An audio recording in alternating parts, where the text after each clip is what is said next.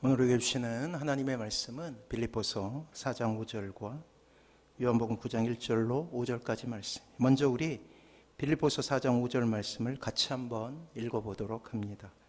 같이 읽습니다. 시작. 너희 관용을 모든 사람에게 알게 하라. 주께서 가까우시니라. 또 읽습니다. 요한복음 9장 1절부터 5절까지 말씀을 교독하도록 할게요. 제가 먼저 읽겠습니다. 예수께서 길을 가실 때 날 때부터 맹인된 사람을 보신지라.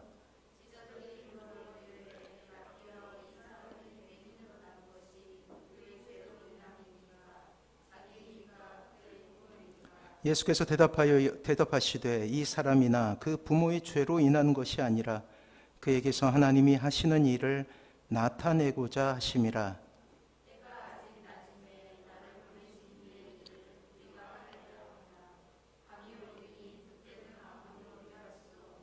같이 읽습니다. 내가 세상에 있는 동안에는 세상의 빛이로라. 아멘. 옆에 분하고 인사합니다. 사랑하고 축복합니다. 그래요. 사랑하고 축복합니다. 그리스 신화에 등장하는 등장인물 중에 프로크루스테스라는 그런 인물이 있어요. 바다의 신 포세이돈의 아들로 태어나 아테네 근처의 케피소스 강에서 살며 강도질을 했다고 전해집니다. 그의 집에는 철로 만든 침대가 있는데 프로크루스테스는 행인을 붙잡아 자신의 침대에 누이게 돼요. 행인의 키가 침대보다 크면 그만큼 몸을 잘라냅니다. 또 행인의 키가 침대보다 작으면 억지로 그 사람의 키를 늘려요. 침대 길이에 맞추어 느려서 죽였다고 전해져요. 또한 프로크루스테스는 침대에는 침대의 길이를 조절하는 보이지 않는 장치가 있어서 그 어느 누구도 그 침대에 딱 들어맞는 사람이 없었다고 합니다. 그러니 누구든지 프로크루스테스에게 잡히면 여지없이 죽을 수밖에 없었던 것이죠. 이 신화에서 프로크루스테스 침대라는 말이 생기게 됩니다. 이 말은 자기 생각에 맞추어 남의 생각을 뜯어 고치는 행위라고 불리워요. 우리말로 하면 편견이라는 말로 그렇게 이야기할 수 있겠죠. 남에게 해를 끼치면서까지 자신의 주장을 굽히지 않는 횡포로 다른 사람들의 생각을 억지로 자신의 기준에 맞추려는 아집과 편견 그리고 독단을 가리키게 되는 거예요. 이 세상에서 일어나게 되는 모든 갈등은 이러한 프로크루스테스적인 사고에서 출발하게 되는 것이죠. 프로크루스테스적인 사고는 기독교적인 관점에서 보면 원죄에서 출발한 인간의 보편적인 마음이라고 할 수가 있어요. 그렇습니다. 하나님을 내몰고 스스로 왕의 자리에 오른 인간은 너무나 자연스럽게 모두 각자 프로크루스테스라는 침대를 마음속에 가지고 있다라는 거예요. 그리고 이것은 이 땅에서 교육을 받고 이 땅에서 성장을 하면서 더욱더 강화되게 되는 것이죠. 이것은 개인과 개인 사이에는 갈등으로 그리고 상처로 남게 되고 또한 나라와 나라 사이에서는 전쟁으로 나타나게 되는 거예요. 그리고 개인과 인류를 파괴시키는 것이죠. 안타깝게도 이런 모습은 교회라고 해서 예외는 아니라는 사실이에요. 복음과 말씀으로 훈련되고 억제되지 않으면 우리 또한 누군가에게 편견을 가지고 스스로 가해자의 자리에 설 수 있다라는 사실이에요.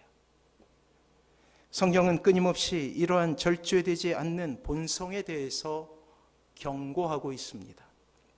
이렇게 절제되지 않는 아집과 편견과 독선에 대항하길 바라는 사도는 빌립보서 4장 5절 말씀을 통해서 이렇게 권면하고 있어요.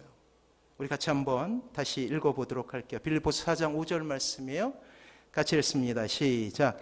너희 관용을 모든 사람에게 알게 하라. 주께서 가까우시니라. 그래요. 세상의 아집과 편견과 독선에 대한 하나님의 응답은, 신자의 응전은 관용인 거예요. 관용이란 남의 잘못을 너그럽게 받아들이거나 용서하는 것을 의미하죠. 프랑스어로 하면 좀 더 잘 이해할 수 있게 되는데, 한번 들어보셨을 거예요. 프랑스어로 똘레랑스라는 말이 있습니다.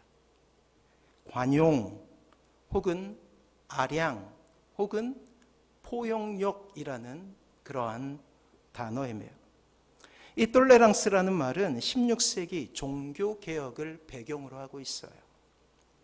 당시 왕이었던 앙리 4세는 낭트 칙령을 발표해서 신교를 포용하는 정책을 사용하게 됩니다. 그러나 앙리 4세가 이후에 광신적인 구교도들에게 암살당하게 돼요. 그리고 그 유명한 루이 14세 때 수십만 명의 신교도가 처형을 당하게 됩니다. 구교와 신교 사이에 무자비한 사륙전으로 대혼란이 빚어졌을 때 등장하게 된 말이, 단어가 똘레랑스라는 단어예요. 이후로 똘레랑스는 자기와 다른 신앙 혹은 사상, 행동, 방식을 가진 사람을 용인하고 존중한다라는 의미를 갖게 됩니다. 수십만의 희생을 치르고서야 이 관용이라는 단어가 얼마나 소중한지 깨닫게 된 것이죠.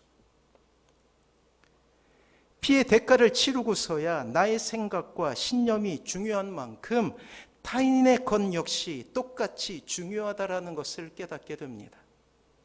그래서 똘레랑스라는 말 속에는 또 다른 뜻이 숨겨져 있는데, 그것은 견디다예요. 인내하다라는 뜻을 가지고 있어요. 똘레랑스는 서로 다른 의견을 절충해서 합일점을 찾는 것이 아니에요. 타협이 아니라는 것이에요. 그보다 한 차원 높은 서로 다른 상대방을 있는 그대로 받아들이는 거예요. 그리고 힘들지만 그 모든 다름을 참고 견뎌내는 것을 우리는 똘레랑스, 관용이라고 부르게 되는 것입니다.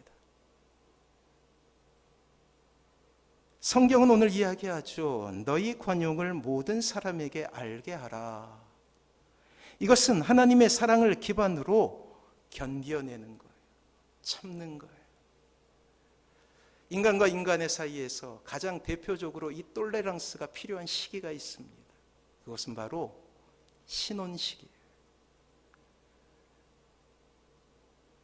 다른 문화 환경 속에서 자라나게 된 남자와 여자가 만나게 됩니다. 그리고 한 3년간은 갈등이 일어나게 돼요. 서로를 이해하는데 어렵기 때문이죠. 필연적인 갈등이에요. 그때 필요한 것이 바로 관용이라는 마음이에요. 참고 인내하는 거예요. 이해하기 쉽지 않지만 이해하려고 노력하는 거예요. 그러면서 서로에게 사랑을 베품으로 말미암아서 성숙해 가는 과정이 되는 것이죠. 오늘 성경은 이렇게 참을 수 있는 이유는 주님께서 오실 날이 멀지 않았기 때문이라고 우리에게 전하고 있습니다. 사랑하는 성도 여러분, 주님의 삶은 말 그대로 하나님의 관용을 보이시는 삶이었죠. 이 땅에 죄인을 품으시는 하나님의 사랑을 가지고 사셨던 인생이었어요. 비록 세상은 주님을 배격했고 배도했지만 주님은 이 땅의 인간을 그들의 모습과는 상관없이 다 품으시기로 작정하십니다. 이러한 하나님의 사랑을 도무지 알려고 하지 않는 인간을 위해 드디어 하나님은 직접 사람이 되기로 작정하시게 되죠. 그리하여 이 땅에 하나님의 아들이신 예수님이 유대 땅 베들레헴에 사람이 되어 오시는 거예요. 그렇습니다. 관용, 참으로 이 너그러운 마음을 보이시기 위해 하나님의 능력을 제한하고 자신을 육체에 가둡니다. 그야말로 인내지요. 이것을 우리는 성육신이라고 부르게 되는 거예요. 하나님께서 사람이 되십니다. 그리고 30년간 개인적인 삶을 통해서는 가족을 위해 자신을 희생하셔요. 이제 3년간의 공생애를 통해서는 아버지의 관용을 세상에 보이시며 자기를 위한 삶을 제하여 버리고 철저히 이타적인 삶을 통해서 인생을 채워나가십니다. 그리고 그 마지막은 이 관용의 정점에 서 있는 십자가였어요. 십자가로 하나님의 관용을 증명하고 계시는 것이죠. 온통 죄악투성인 인간을 용서하시고 용납하시는 사랑으로 자신의 모든 것을 다 주고 계신다라는 사실이에요. 사랑하는 성도 여러분, 우리는 그리스도인은 누구인가라는 설교 시리즈를 통해 몇 차례에 걸쳐서 요한복음을 같이 묵상해 왔습니다. 그리고 깨달은 것이 있죠. 십자가가 아니더라도 주님의 삶은 참으로 지난했다라는 거예요. 우리와 너무나 닮은 고난당하신 주님의 모습은 우리를 위해 이렇게까지 하셨구나라는 탄성을 지르게 했습니다. 무지한 인간들을 향한 주님의 가르침은 늘 우리에게 놀라운 깨달음이 되었죠. 주님께서 말씀하실 때마다 우리는 우리 자신을 알게 됩니다. 구원이 얼마나 우리의 인생 가운데 큰 선물인지 우리는 감격할 수 있었어요. 오늘 본문을 통해서는 우리는 치료하시는 주님의 모습을 발견하게 됩니다. 그 이전에 누군가의 아픔에 깊이 공감하고 사회적인 편견에서 먼저 건지시기를 원하시는 관용의 정신 역시 우리가 목격하게 되지요. 망가져 있는 이 세상과 또한 질병으로 인하여 고통받을 수밖에 없는 인생들에 대한 주님의 위로하심과 긍휼을 우리는 확인할 수 있게 되는 것입니다. 그 전에 지금까지 요한복음을 통해 주님께서 어떻게 자신을 나타내셨는지를 우리는 잠시 동안 복습하게 될 거예요. 첫 번째, 야곱의 우물가에 앉은 사마리아 여인과 대화를 하실 때 예수님께서는 자신을 생수라고 그렇게 말씀하십니다. 그래요. 인생의 목마름은 주님 외에는 해결해 주실 분이 없다라는 사실이에요. 두 번째, 5개의 떡과 2마리의 물고기로 작년만 5,000명을 먹이신 주님께서 사람들에게 하신 말씀이 있었죠. 자신이 생명의 떡이다라고 말씀하십니다. 배고픔의 문제는 인류의 가장 오래된 숙제였어요. 하지만 주님은 그 이전에 영적인 배고픔이 진짜 문제임을 사람들에게 말씀하셨습니다. 세 번째, 초막절에 주님은 누구든지 목마르거든 내게로 와서 마시라 말씀하시며 인생의 목마름의 문제가 얼마나 인생을 비참하게 만드는지 우리에게 가르쳐 주셨어요. 네 번째, 다시금 초막절의 가르침 가운데 나타나게 되는데 광야 여행 때 이스라엘 민족을 인도하신 불기둥을 상징하는 말씀으로 우리를 인도하시는 빛으로 주님께서는 자신을 세상의 빛이다, 그렇게 오늘 본문을 통해서 말씀하고 계시는 것이죠. 놀라운 것은 진리가 전해지면 전해질수록 오히려 많은 유대 정적들은 공분했고 또한 그 안에서 주님은 항상 힘드셨다라는 사실이에요. 특히 요한복음을 통해서 나타나는 주님의 모습은 사역 초기부터 죽을 수밖에 없는 위기 가운데 서 계셨음을 우리는 깨닫게 되었잖아요.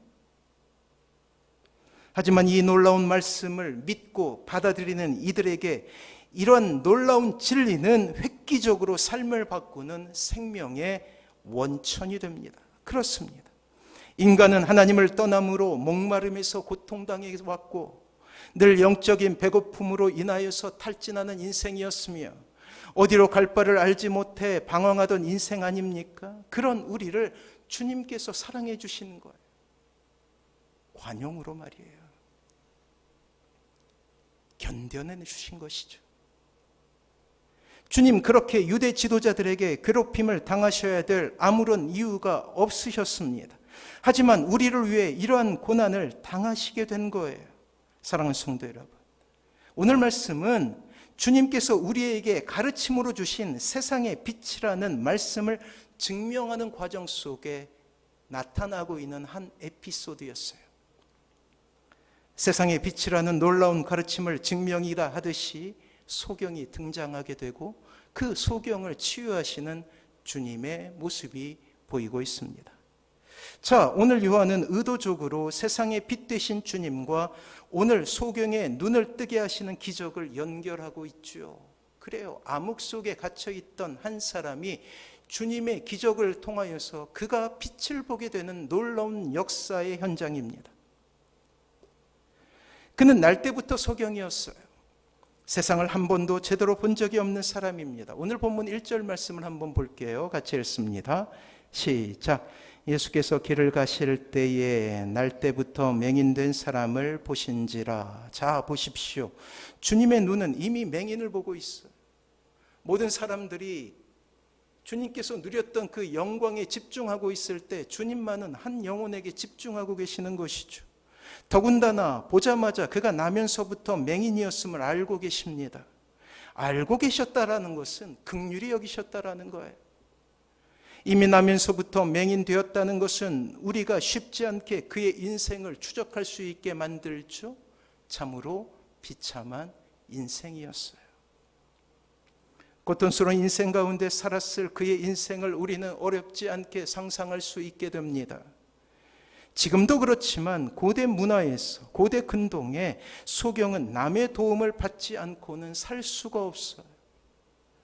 특히 오늘 본문의 소경은 거지로 남에게 동량을 얻어 생활을 할 수밖에 없었죠. 주님께서 그 소경에게 주목하시자 제자들이 묻습니다. 2절 말씀, 제자들의 물음에 집중해 보십시오. 같이 읽습니다. 시작. 제자들이 물어 이르되 라삐여, 이 사람이 맹인으로 난 것이 누구의 죄로 인함이니까? 자기니까? 그의 부모니까? 그래요. 제자들은 기억하고 있었죠. 그들의 머릿속에 고통은 죄의 결과로 생각하는 편견이 있었기 때문에, 유대의 문화권, 율법의 문화권 안에 있었기에 그들은 그 소경을 보자마자 깨닫게 됩니다. 아, 저 사람이 죄가 있거나 혹은 부모가 죄가 있기 때문에 소경이 되었다.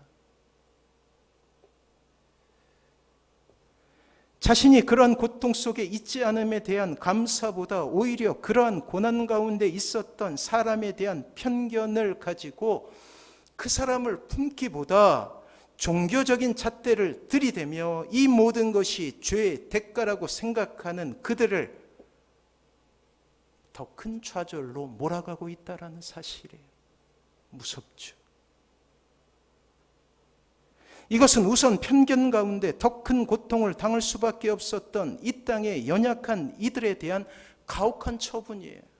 사랑하는 성도 여러분, 그러한 지적을 했던 사람들이 누구입니까? 그리스도의 사랑을 보았던 증인들이었던 제자들이었어요.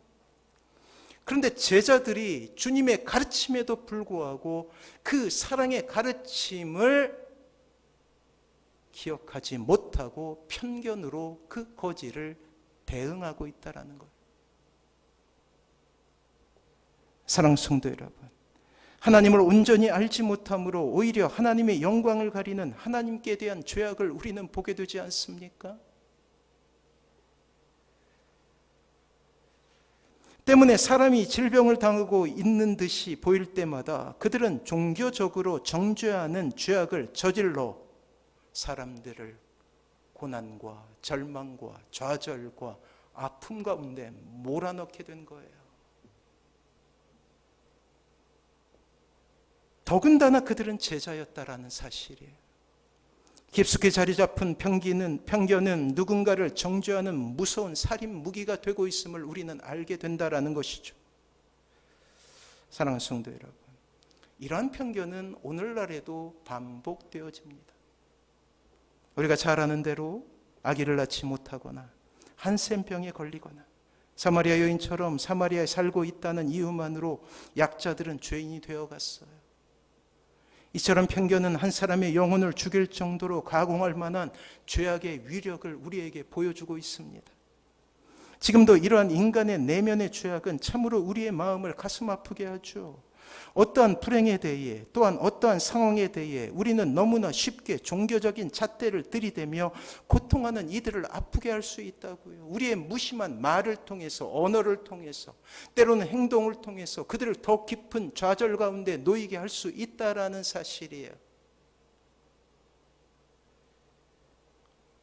예전에 일본의 지진이 일어나고 동남아시아의 지진 해일이 일어났을 때 일부 목회자들은 이렇게 이야기했습니다.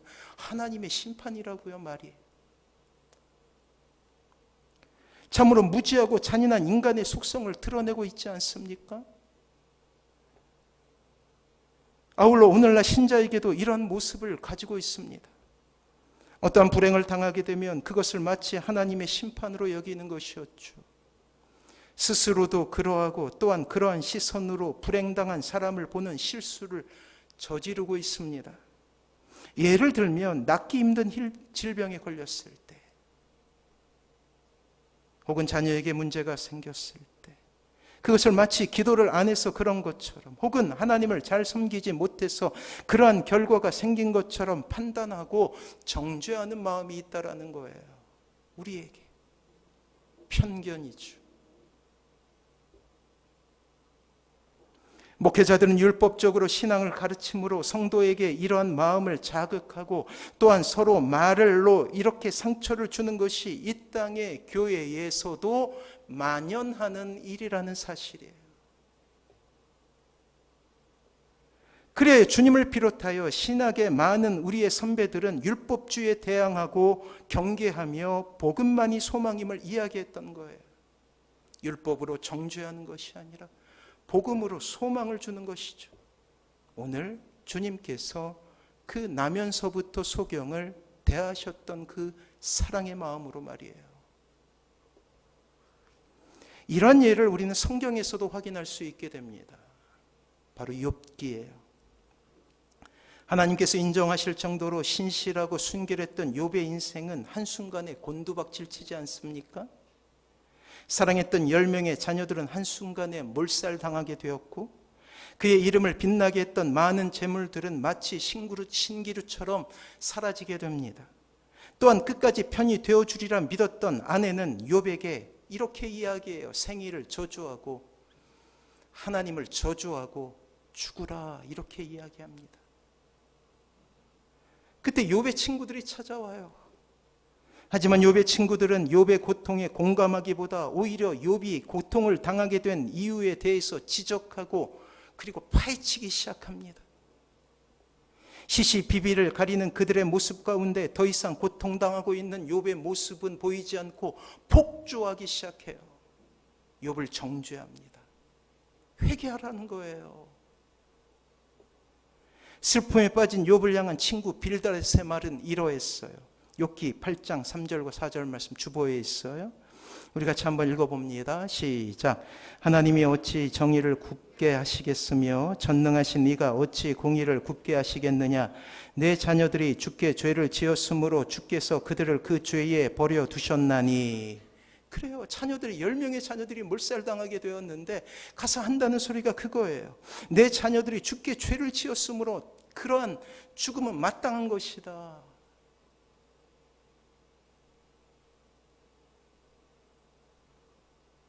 참으로 10명의 자녀들을 잃게 된 친구에게 와서는 결코 해서는 안 되는 이야기를 하죠.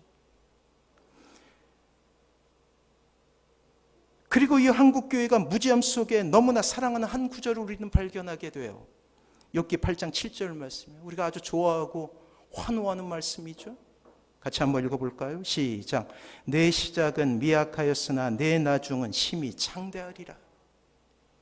한국교회는 이 말씀을 가지고 환호했어요. 하지만 이 말은 하나님의 말씀이 아니라 빌닷의 말이었어요. 생각해 보십시오. 이 이야기를 들었을 때 욥의 마음은 어떠했을까요? 모든 것을 다 잃고 더 이상 견딜 수 없는 친구에게 빌닷은 창대함을 말하지만 이것은 욥에게 고스란히 상처로 돌아오고 있다라는 사실이죠. 그렇습니다. 빌닷의 말은 결코 욥에게 있어서 위로가 될 수 없었어요. 빌닷의 편견은 오히려 욥에게 있어서 더 큰 상처가 됩니다. 창대하게 되리라 그 말이 이 욥에게는 비수가 되고 있다라는 사실이에요. 욥기 9장을 통해 욥은 자신이 받은 상처를 이렇게 이야기해요. 욥기 9장 20절, 21절 말씀에 우리 주보에 있습니다. 같이 한번 읽어볼게요. 같이 읽습니다. 시작. 가령 내가 의로울지라도 내 입이 나를 정죄하리니 가령 내가 온전할지라도 나를 정죄하시리라. 나는 온전하다마는 내가 나를 돌아보지 아니하고 내 생명을 천히 여기는구나. 그래요. 고통 속에 울부짖고 있죠. 벌써 오래되었지 않습니까? 이 세월호 사건이 일어나고 수백 명의 생떼와 같은 아이들이 물에 수장이 되었죠. 그런 아픔 속에 있었던 부모들이 광화문 광장에서 단식을 했어요. 울부짖었죠. 고통스러움을 이야기했어요. 진실을 밝혀달라고 그들은 소리칩니다. 그때 가공할 만한 일이 일어났어요. 그 집회 현장 옆에서 피자와 치킨을 먹으며 이 부모들의 아픔을 조롱했던 사람들이 있었다라는 사실이에요. 그들은 자신의 행위를 폭식투쟁이라고 불렀어요.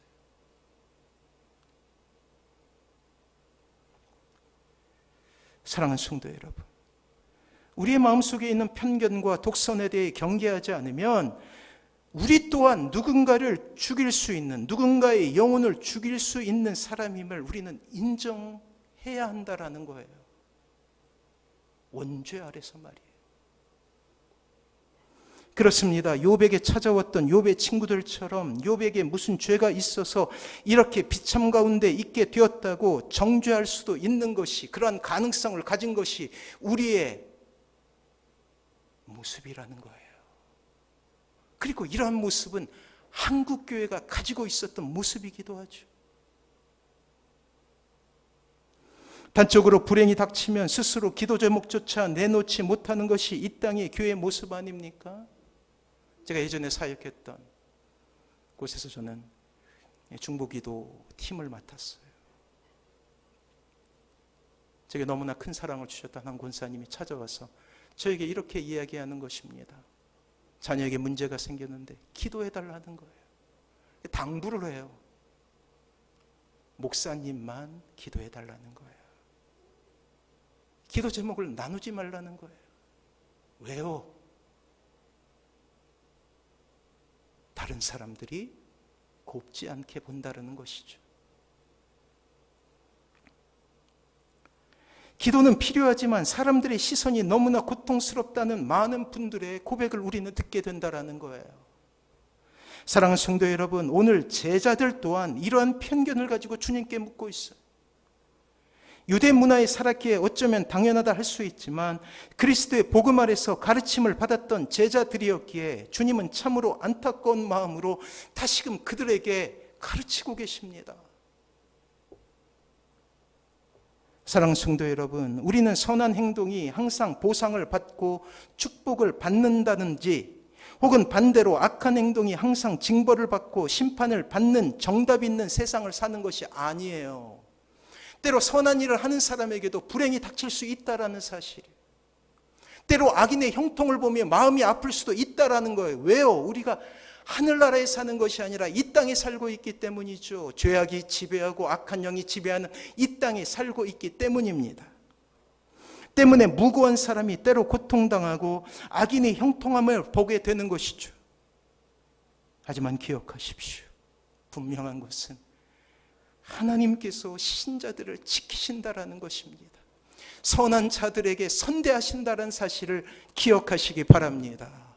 하나님의 마음이에요. 또한 그 고통에서 이길 수 있는 힘을 주시죠. 비록 세상은 몰라줘도 주님만은 끝까지 우리와 함께 해주실 것이, 그러하기에 주님은 소경을 향해서 이렇게 말씀하셔요. 요한복음 9장 5절이에요. 같이 한번 읽어봅니다. 시작. 세상에 있는 동안에는 세상의 빛이로라. 그렇습니다. 사랑하는 성도 여러분, 이미 우리에게 빛이 되어주신 주님께서 우리와 함께 하시죠. 우리는 더 이상 갈 길을 몰라 방황하는 사람이 아니지 않습니까? 주님께서 그 소경의 눈을 고쳐주시자 그 소경은 보게 되었어요. 우리 또한 영적인 눈을 뜨게 되지 않았습니까? 죄악과 탐욕과 악으로 가득한 이 세상 가운데 적어도 우리는 하나님의 관용을 배워 관용으로 이 세상을 볼 수 있는 사람이 되었다라는 사실이에요. 그렇습니다. 주님께서 못 고칠 사람은 없다라는 것이죠. 우리 역시 그렇게 인생의 의미를 깨닫게 된 사람들입니다. 사랑하는 성도 여러분, 우리의 인생 가운데 빛 되신 주님만을 바라보십시오. 그 안에 있을 때 우리는 이 세상 가운데서 승리할 수 있게 되는 거예요. 사랑으로 승리하게 됩니다. 관용으로 승리하게 됩니다. 인내로 승리하게 됩니다. 여러분들이 가지고 여러분들이 노력하는 그러한 모든 하나님에 대한 놀라운 헌신으로 승리할 수 있게 된다라는 사실이에요. 김홍식 작가가 쓴 우리에게 가장 소중한 것이라는 책에 이런 구절이 나와요. 한번 들어보세요. 우리는 그럴 수도 있는 일 때문에 사람의 마음에 상처를 남기며 살고 있지는 않습니까? 내 마음에 들지 않게 일을 했어도 그럴 수도 있지라고 말해 봅시다. 그러면 한결 좋아진 따뜻한 기분을 느낄 것입니다. 그래요. 고백해 보는 거예요. 그럴 수도 있지. 그래요. 그럴 수도 있는데 라는 따뜻한 시선을 가지고 이 세상을 바라보게 되면 어느새 우리가 밟는 그 땅이 하나님의 나라가 되어 있음을 우리는 발견하게 된다라는 거예요. 그럴 수도 있지. 이것이 바로 하나님께서 우리를 보시는 마음이었기 때문이죠. 사랑하는 성도 여러분, 십자가는 바로 그 어떤 죄라도 내가 용서하겠다라는 하나님의 관용의 상징임을 우리는 깨달아야 되는 거예요. 그리고 주님께서 말씀하시지 않습니까? 우리 자신의 십자가를 지고 가라고. 관용을 가지고 나아가라는 거예요. 세상 가운데 말이에요. 미국의 위대한 대통령이었던 링컨은 관용의 사람이었습니다. 자신과 대립관계에 있는 사람을 공적으로 비난한 적이 없대요. 윽박지르거나 책임을 묻지 않습니다. 원수는 마음에서 없애야 한다는 것이 그의 생활 신조였어요. 이런 그의 관용의 태도는 원수를 친구로 만들어버리게 돼요. 수없이 많은 정치적인 정적들이 있었는데 어느새 링컨과 같이 있게 되면 친구가 된다라는 사실이에요. 우리는 자기와 다른 의견을 보이면 자신에 대한 도전이나 비난으로 생각한 경우가 많지요. 대부분의 갈등은 다른 것은 나쁜 것이라는 그러한 관념 아래서 이루어지게 되는 거예요. 다른 것은 틀린 것과 같지 않아요. 근데 우리는 다른 것을 인정하는 것이 아니라 틀리다고 이야기를 해요. 같은 사물을 보고 각기 다르게 해석하며 서로에게 총뿌리를 들어대죠. 사람에게 있는 지문이 모두 다르듯이 많은 사람들 중에 똑같이 생긴 사람은 단 한 명도 없습니다. 생김새가 다르듯 생각도 모두 다를 수 있다라. 틀린 게 아니죠. 똑같은 사물을 보고 있어도 각자 다른 방식으로 사물을 파악하고 각자의 필터로 정보를 걸러내지 않습니까? 갈등을 줄이고 원만한 관계를 유지하려면 상대방의 입장에서 생각해 보려는 이 역지사지의 마음을 가지고 서로에게 다가갈 수 있어야 된다라는 사실이에요. 나아가 원수를 마음속에서 제거하는 작업이 필요하다라는 것이죠. 내가 주님의 이름으로 조금 손해보고 양보한 것은 하나님께 유익한 것으로 반드시 보상해 주신다라는 사실을 깨달아야 된다라는 거예요. 사랑하는 성도 여러분, 여러분들이 베푸게 되는 그 관용으로 말미암아 세상 사람들은 여러분들을 알게 될 거, 아, 하나님의 사람이구나. 그것이 하나님께 영광이 된다라는 거예요. 그래서 저는 여러분들에게 이렇게 제안합니다. 사랑하는 성도 여러분, 관용의 사람이 되십시오. 사랑하는 성도 여러분, 저에게 꿈이 있고 저에게 기도 제목이 있다면 이 빛가람 선한 목자 교회가 그러한 교회가 되기를 원하는 거예요. 어떤 사람이 교회의 문턱을 넘는다 해도 넉넉히 품어낼 수 있는 바로 그러한 교회 말이에요. 이것은 어느 한 사람의 노력으로 되는 것이 아닙니다. 우리 모두가 마음속에 관용이라는 하나님의 마음을 가지고 살아갈 때 이루어지는 거예요. 오늘 이 마음, 하나님의 마음을 가지고 세상을 바라보시는 사랑하는 모든 성도님들 되시길 바랍니다. 사랑하는 성도 여러분, 이 땅을 바라보십시오. 말세의 징조를 드러내고 있는 이 땅의 모습은 철저하게 남을 배척하는 그러한 모습으로 나타나고 있어요. 이러한 시대에 신자가 이 땅을 살아가는 방법은 바로 관용인 거예요. 용납하십시오. 사랑하십시오. 이런 놀라운 마음을 통해서 하나님은 여러분들에게 여러분들이 발이 밟는 그 땅이 하나님의 나라가 되는 놀라운 기적을 보여주실 거예요. 이런 놀라운 하나님의 마음을 가지고 오늘도 참고 인내하며 관용으로 나아가시는 사랑하는 모든 성도님들 되시길 주님의 이름으로 축원합니다. 우리 찬양으로 주님 앞에 나가도록 할게요. 은혜, 그래야 우리는 은혜를 받은 사람들입니다.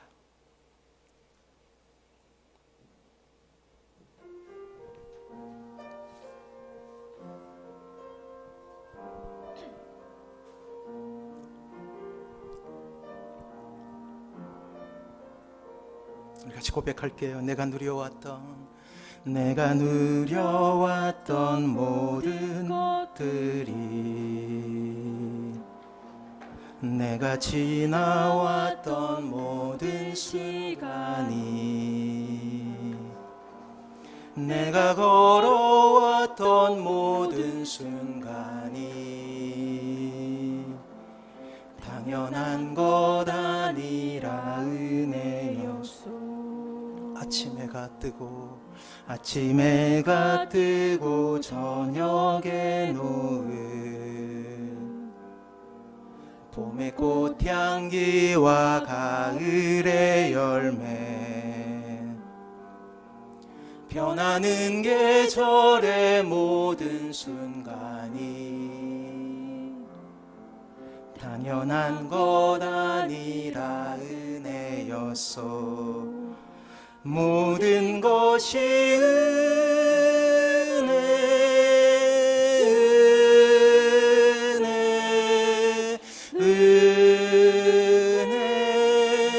한없는 은혜, 내 삶에 당연한 것 하나도 없었던 것을, 모든 것이 은혜여소. 내가 이 땅에 태어나 사는 것, 어린아이 시절과 지금까지 숨을 쉬며 살며 꿈을 꾸는 삶, 당연한 것 아니라 은혜여소. 내가 하나님의 자녀로 살며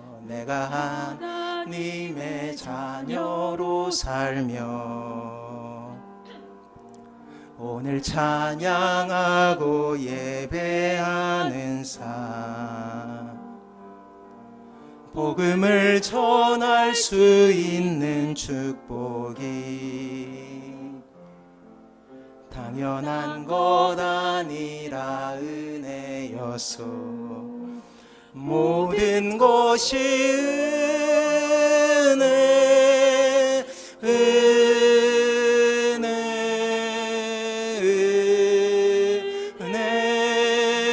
한없는 은혜, 내 삶에 당연한 것 하나도 없었던 것을, 모든 것이 은혜, 모든 것이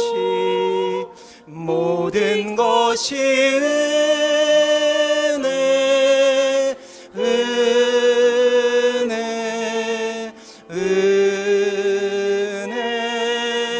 한없는 은혜, 내 삶에 당연한 것 하나도 없었던 것을, 모든 것이 은혜, 주옵소서.